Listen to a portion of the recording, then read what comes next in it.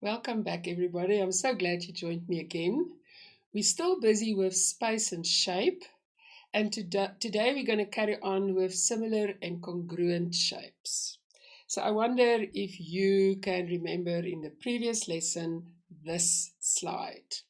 Yes, we said that the shapes, when they are exactly the same, size and shape, there's a mistake, they are set to be congruent.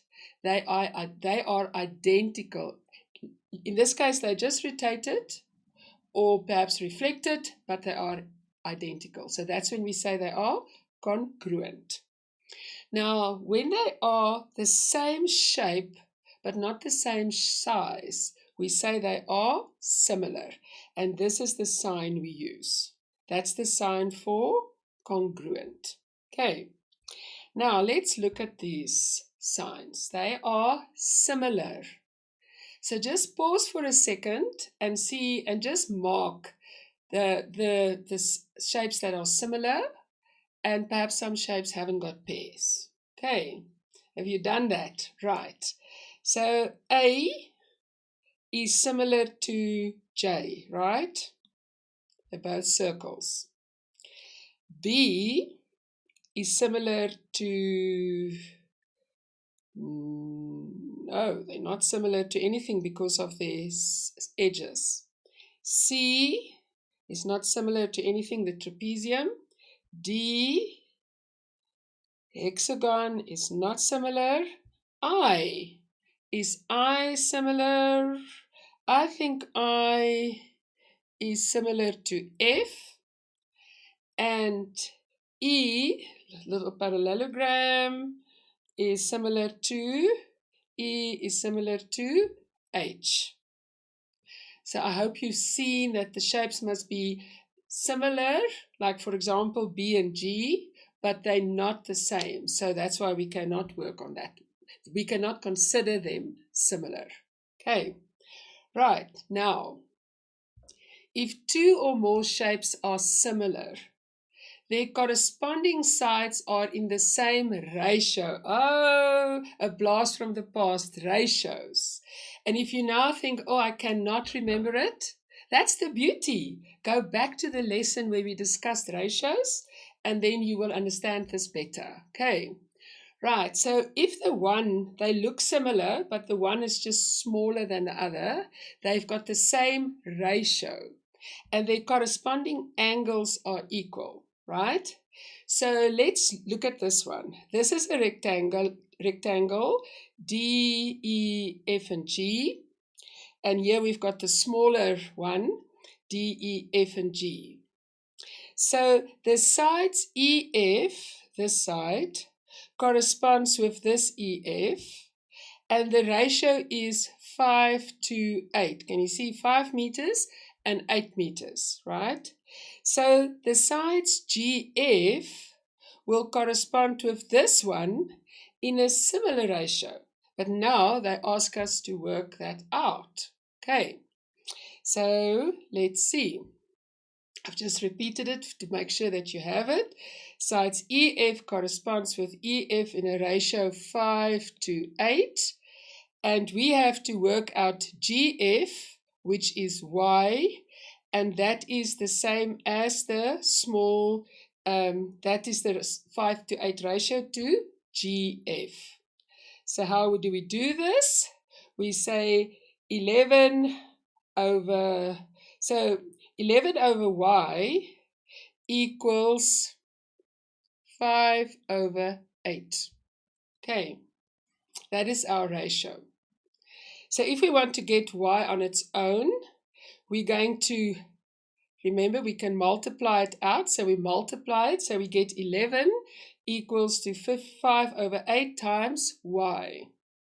So now we want to get Y on its own. So we're going to divide by 5,8. Remember? So if we divide by 5,8, we do it on both sides because our equation must balance. So then we know if we want to work out a division, we just turn it around and we multiply. To divide by a fraction, we multiply its inverse. And if you cannot and did not remember this, as I said, go back to the lesson and just refresh your memory, okay? So now we've got 11 times 8 over 5, which is 88 over 5. So the length of this section is then 17.6 meters. Just make sure that we work in the same unit. That was meters, meters, meters. So this one will be 17.6 meters. Okay, so if you think that you don't understand this, please stop and go over it again, because the next one you're going to do on your own. So in this shape below, calculate the length of the indicated side. This is the length, this side we've got to indicate, correct to 2 decimal places. So please use the previous one as an example, pause, and then I see you after you've tried it. Okay, I hope you've managed.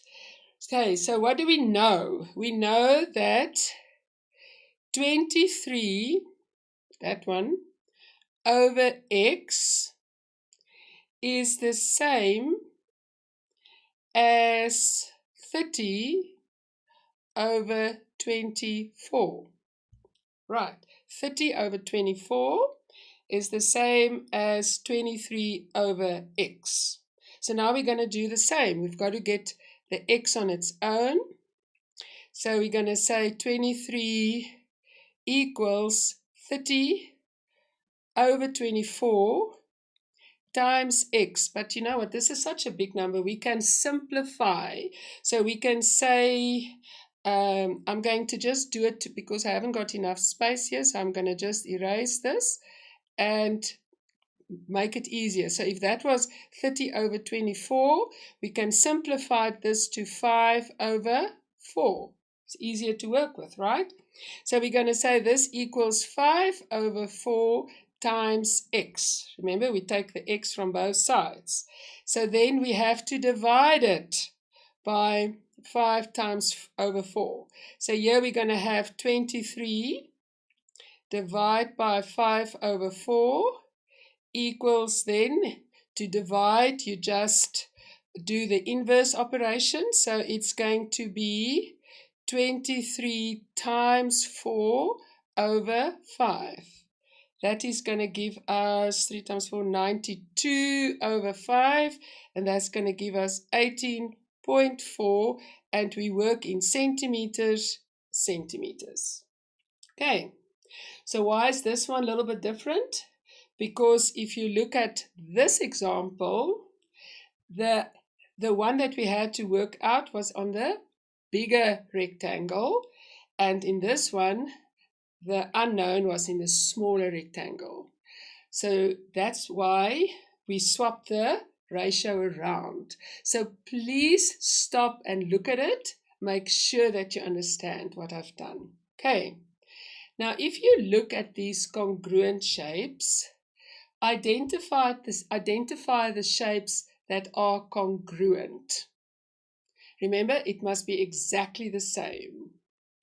So I think this is a very easy one. This one and this one, and this one and this one, and this one and this one, and this one and this one, and these two. Okay, so I just want you to see the difference from this one.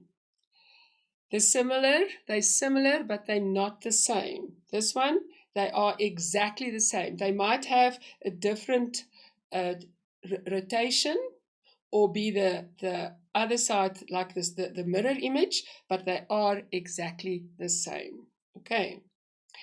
Now, congruent triangles. 2 triangles are congruent if at least one of these statements are true. Okay, so this is the beauty. As I said in the previous lesson, please keep this that you can easily refer back to this. These are just like basic rules that you will later will just be second nature. Okay, so 2 triangles are congruent if all three sides of one triangle is equal to the three sides of the other. We call that the SSS rule, the side rule. So I want to show you. That is the SSS rule. All these lines are the same as those, so it's the side rule.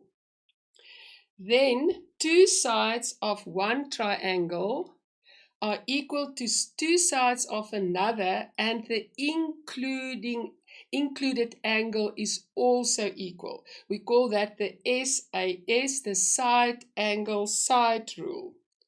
So this is the lines are the same and the included angle. That is the side angle side rule. Then two angles and a non-included side of one triangle are equal to two angles, sorry for that, and the corresponding non-included side of the other. We call this the angle side. Yes, you know by now. The angle side. So there we've got the two same, and one of the sides that attach to this angle is the same. Right. And then in a right angle triangle, the hypotenuse and one other side in the first triangle are equal to the hypotenuse, and one other side in the first triangle are equal to the corresponding side in the second. We call this the RHS rule, the right angle hypotenuse side. Let me show you. That is the hypotenuse. That is the side opposite. The cross side, there's our same angle, and there's our right angle. So that's why these sides are congruent. Okay. Then they've got one that I haven't discussed. Discuss here is angle side angle. You'll see the same is the two small angles, two angles plus the side that's attached to both of them. If they're the same, they're also congruent.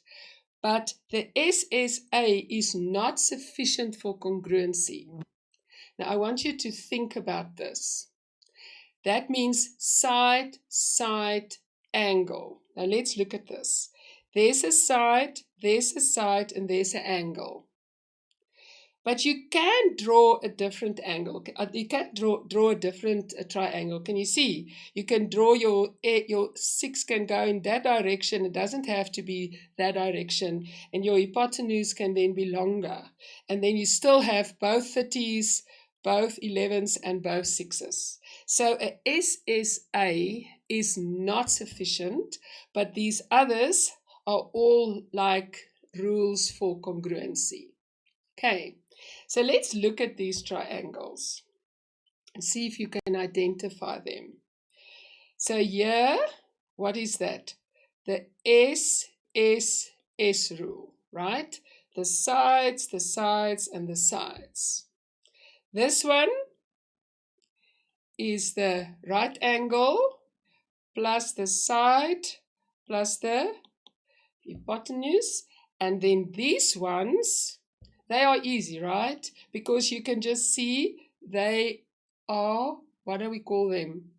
Our equilateral. And then they also equiangular. I hope you remember them. So they are congruent.